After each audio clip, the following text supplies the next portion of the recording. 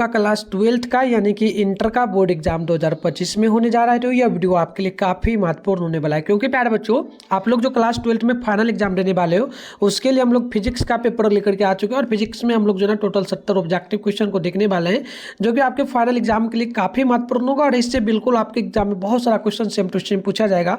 तो आप इन सारे क्वेश्चन को याद कर लेना। और इसी चैनल पर प्यारे बच्चों आप साइंस वाले बच्चे हो तो शाम में जो है 7:30 पे फिलहाल अभी आपका डेली क्लास चल रहा है। और ये टाइम ये चेंज भी हो सकता है, 7 बजे भी किया जा सकता है, बट अभी फिलहाल 7:30 बजे चल रहा है। और अगर चेंज होगा तो हम आपको नोटिफिकेशन के माध्यम से बता देंगे। इसके अलावा हम आगे आपको व्हाट्सएप ग्रुप से आप कैसे ज्वाइन करेंगे ये सारा चीज़ सिखा देंगे, तो आपसे ज्वाइन कर लेना, उसमें सारा चीज़ अपडेट वगैरह मिलता रहेगा। तो चलिए विषय कोड 117 आपका रहेगा, सेट आपको यहाँ पर ए मिलने वाला है। और इसमें हम लोग क्वेश्चन वगैरह की बात करेंगे तो 70 ऑब्जेक्टिव है, जिसमें से आपको कितनी 35 ऑब्जेक्टिव का जवाब देना है।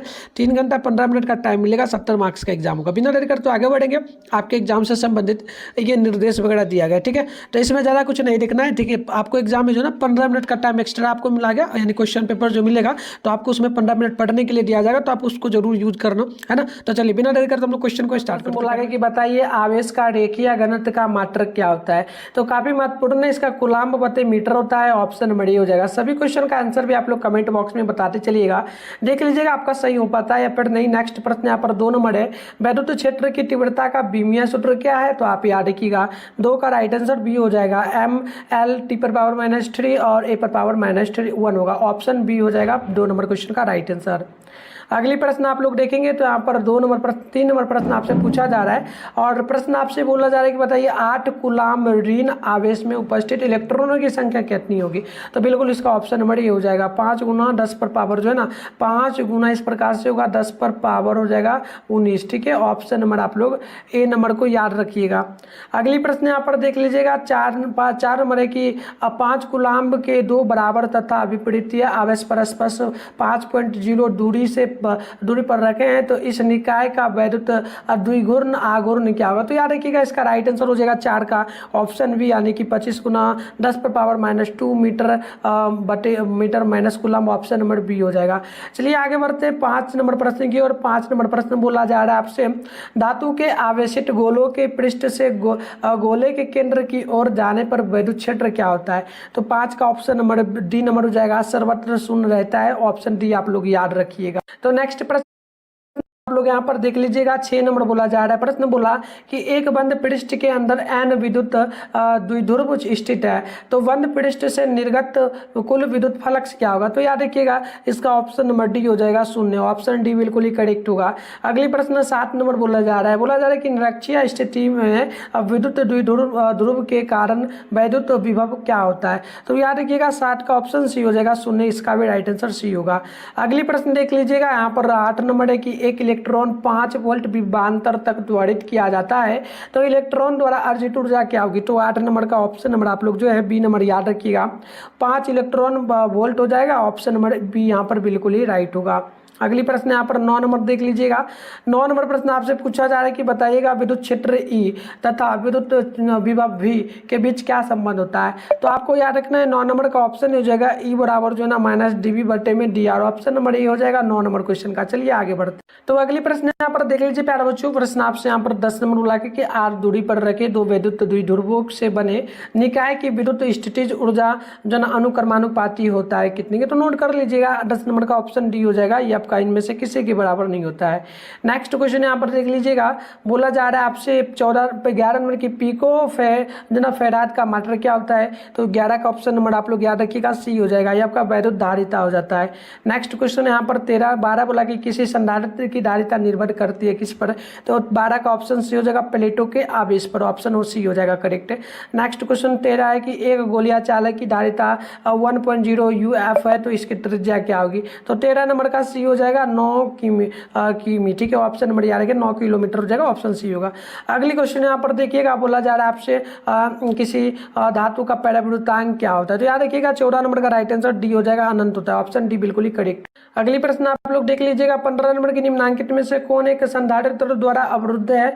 तो 15 नंबर का ऑप्शन हो जाएगा बी नंबर, यानी कि DC। ऑप्शन बी नंबर याद रखिएगा। अगली प्रश्न यहाँ पर देख लीजिए आपके सामने 16 नंबर बोला जा रहा है कि 40 वाट तथा 60 वाट के दो बल्ब जो ना 220 वोल्ट स्रोत से जुड़े हैं तो जोड़े जाते हैं तो उनके प्रतिरोध का अनुपात क्या होगा। तो इनके प्रतिरोध का अनुपात याद रखिएगा 16 का ऑप्शन डी हो जाएगा, 3:2 हो जाएगा। ऑप्शन नंबर बिल्कुल यहाँ पर जो है ना प्यारे बच्चों डी नंबर करेक्ट हो जाएगा। चलिए आगे बढ़ते हैं। नेक्स्ट प्रश्न आप लोग देखेंगे तो यहाँ पर 17 नंबर बोला जा रहा है। प्रश्न बोला कि किसी तार का प्रतिरोध यदि 500 जो ना ओम है तो इसकी विद्युत चालकता क्या होगी। तो बिल्कुल याद रखिएगा, यहाँ पर मैं सोल्यूशन वगैरह नहीं कर रहा हूँ, डायरेक्ट बता रहा हूँ, आप याद कर लेना। 0.002 ओम पर पावर -1 होगा। अगली प्रश्न आप लोग यहाँ पर देखेंगे तो 18 नंबर प्रश्न बोला जा रहा है और प्रश्न आपसे पूछा गया कि बताइए एन समान प्रतिरोधक पहले श्रेणी क्रम में तथा उसके बाद समानांतर क्रम में जोड़े जाते हैं तो अधिकतम तथा न्यूनतम प्रतिरोध का अनुपात क्या होगा। तो 18 नंबर का हो जाएगा ऑप्शन डी, नोट कर लीजिएगा, n पर पावर 2 हो जाएगा। चलिए नेक्स्ट प्रश्न यहाँ पर देखिए 19 नंबर की जो ना विभव मापी की सुग्रह जो ना विभव मापी की जो ना सुग्राहरता को बढ़ाने के लिए क्या होता है। तो याद रखिएगा यहाँ पर जो 19 नंबर का हो जाएगा ऑप्शन डी हो जाएगा, इसके तार की लंबाई बढ़ानी होगी, ऑप्शन हो जाएगा डी नंबर। अगली प्रश्न यहाँ पर देख लीजिए। अगली क्वेश्चन आपसे यहाँ पर बोला जा रहा है 20 नंबर और प्रश्न क्या बोला बताइए। अब वैद्युत संबंधित जो ना किरचॉफ का द्वितीय नियम संबंध रखता है किससे। तो 20 नंबर का हो जाएगा ऑप्शन नंबर सी यानी कि ऊर्जा संरक्षण से, ऑप्शन सी होगा। नेक्स्ट प्रश्न 21 नंबर बोला गया कि निम्नलिखित में से कौन चुंबकीय क्षेत्र की तीव्रता का मात्रक नहीं है। तो 21 नंबर का हो जाएगा डी नंबर यानी कि न्यूटन बटे एम्पियर पर स्क्वायर, ऑप्शन हो जाएगा D number. Next question 22 number को देख लीजिएगा जो है ना μ0 E/0 इस प्रकार से μ0 एंड E/0। तो इस पर पावर जो दिया गया ना -1/2 तो इसका मान कितने के बराबर होता है। तो याद रखिएगा 22 नंबर का ऑप्शन भी हो जाएगा, यह 3 × 10 पर पावर 10 इस प्रकार से होगा, 3 × 10 पर पावर 10 सेंटीमीटर यानी कि कह सकते हो cm/सेकेंड का, ऑप्शन नंबर हो जाएगा बी नंबर। चलिए आगे बढ़ते हैं। नेक्स्ट प्रश्न यहाँ पर बोला जा रहा है 23 नंबर और प्रश्न बोला कि एक समान चुंबकीय क्षेत्र बी में वर रेखाओं के समानांतर एक इलेक्ट्रॉन जिसका वेग ई है तथा वेग जो है ना आवेश ई है तथा वेग वी से चालकता चलता है तो इलेक्ट्रॉन पर लगने वाला बल क्या होगा। तो याद रखिएगा 23 नंबर का ऑप्शन ए हो जाएगा, EV/EV हो जाएगा, ऑप्शन नंबर ए होगा। नेक्स्ट प्रश्न की ओर बढ़ते हैं। देखिएगा प्रश्न यहाँ पर 24 नंबर बोला जा रहा है। आपसे प्रश्न बोला कि समान दिशा में समान वेग से गति मान इलेक्ट्रॉन किरणपुंज की प्रकृति क्या होगी। तो याद रखिएगा 24 का ऑप्शन नंबर हो जाएगा ए नंबर यानी कि अभिसारी हो जाएगी। चलिए आगे बढ़ते हैं। तो चलिए प्यारे बच्चों नेक्स्ट प्रश्न देख लेते हैं। यहाँ पर देखिए 25 नंबर बोला गया कि चुंबकीय क्षेत्र जो ना विपर्डैश यानी कि विपर्लेकरिंग में स्थित जो ना स्मॉल एम्पर रेगरिंग चुंबकीय आघूर्ण वाले धारा पास द्वारा अनुभूत बल आघूर्ण आर पर पावर जो है ना जो है यहाँ पर जे दिया जा रहा है, ठीक है। तो टी पर है ना, तो टी पर पावर रेकरिंग है तो इसका मान क्या होगा। तो बिल्कुल आप याद रखिएगा ये आपका जो ऑप्शन है टी पर पावर इस प्रकार से जगह रेकरिंग एंड एम्पर बराबर एम्पर पावर रेकरिंग और गुने वी पर पावर रेकरिंग, तो ऑप्शन ये हो जाएगा, याद रखिएगा। महत्वपूर्ण प्रश्न है सभी जो भी लेकर के आया हूँ। और 26 है कि जो ना स्वपरिक्वत जो ना स्वपरिक्वत का मात्रक क्या होता है, ऐसा मात्रक। तो 26 का हो जाएगा ऑप्शन नंबर जो ना डी नंबर, याद रखिएगा हेनरी का हो जाता है, एच हो जाएगा।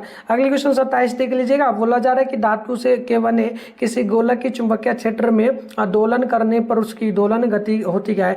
तो 27 का हो जाएगा ऑप्शन नंबर जो ना बी यानी कि नोट कर लेना है अवमंदित, ऑप्शन नंबर बी हो जाएगा। नेक्स्ट प्रश्न यहाँ पर देख लीजिए 28 नंबर बोला गया डायनेमो के कार्य का सिद्धांत आधारित है किस पर। तो वो 28 का हो जाएगा ऑप्शन नंबर बी यानी कि नोट कर लेना विद्युत चुंबकीय प्रेरण पर। नेक्स्ट प्रश्न यहाँ पर 29 नंबर को देख लीजिएगा। बोला जा रहा है आपसे कि एक बंद चालक के निकट एक चुंबक जो ना चुंबक स्थित है, चालक में धारा उत्पन्न की जा सकती है। तो आप नोट कर लीजिएगा 29 का भी ऑप्शन डी होगा, चुंबक और चालक के आप बीच आपेक्षिक गति होता। अगली प्रश्न देख लीजिएगा। अब 30 नंबर बोला कि चल कुंडली गैल्वेनोमीटर में प्राप्त धारा का मान समानुपाती क्या होगा। तो आप 30 नंबर का याद रखेंगे, ऑप्शन ए हो जाएगा, ये आपका विक्षेप हो जाएगा थीटा के, ऑप्शन ए होगा। और क्वेश्चन यहाँ पर बोला जा रहा है 31 नंबर, एक गैल्वेनोमीटर की आमीटर में बदलने में जोड़ा जाता है किसको। तो 31 का हो जाएगा ऑप्शन यानी कि समानांतर में निम्न प्रतिरोध का। चलिए आगे बढ़ते हैं। नेक्स्ट प्रश्न यहाँ पर बोला जा रहा है 32 नंबर और 32 नंबर आपसे यहाँ पर पूछा गया कि धारावाही वृत्त कुंडली के केंद्र पर उत्पन्न चुंबकीय क्षेत्र रहता क्या है? तो 32 नंबर का याद रखिएगा, ये जो है ना हमेशा कुंडली तल के लंबवत हमेशा रहता है। ऑप्शन बी हो जाएगा। नेक्स्ट प्रश्न 33 नंबर को देख लीजिएगा।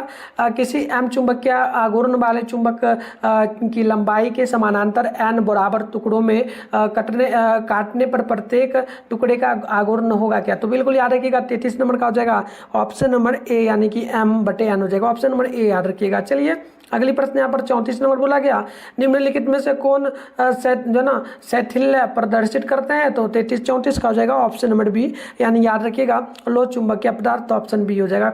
अगली प्रश्न आप लोग यहाँ पर देख लीजिएगा। 35 नंबर बोला कि ध्रुव प्रवणता एम और आर, एम से आर दूरी पर चुंबकीय विभव का मान क्या होगा? तो 35 नंबर का हो जाएगा ऑप्शन बी, यानी कि μ0/4 पाई गुणे M/R का स्क्वायर। ऑप्शन बी नंबर याद रखिएगा। नेक्स्ट क्वेश्चन 36 नंबर बोला गया कि प्रेरण कुंडली क्या उत्पन्न करता है? तो 36 का हो जाएगा ऑप्शन नंबर जो है ना ए नंबर, यानी कि उच्च धारा। ऑप्शन नंबर ए याद रखिएगा। 37 नंबर प्रश्न है कि चुंबकीय क्षेत्र बी पर लेगरिंग का ऊर्जा घनत्व क्या होगा? तो याद रखिएगा बिल्कुल यहाँ पर 37 का ऑप्शन नंबर हो जाएगा ए नंबर, यानी कि V²/2μ0। ऑप्शन नंबर ए हो जाएगा। अगली प्रश्न देख लीजिएगा। 38 नंबर बोला जा रहा है आपसे कि तप्त तार एमीटर द्वारा प्रत्यावर्ती धारा का कौन मान मापा जाता है? तो 38 नंबर का ऑप्शन नंबर हो जाएगा सी नंबर, यानी कि मूल औसत वर्गमान। ऑप्शन नंबर सी हो जाएगा। अगली क्वेश्चन 39 नंबर बोला जा रहा है, यदि डी एस क्षेत्र पर सदिश पर चुंबकीय तब डी एस क्षेत्र पर डी एस पर लेगरिंग है, ठीक है। तो डी एस क्षेत्र पर चुंबकीय फ्लक्स क्या होगा? तो 39 नंबर का ऑप्शन नंबर आप लोग डी याद रखिएगा, शून्य हो जाएगा। ऑप्शन डी बिल्कुल करेक्ट। अगली प्रश्न आप लोग यहाँ पर देखिए 40 नंबर की प्रतिबाधा का मात्रक क्या होता है?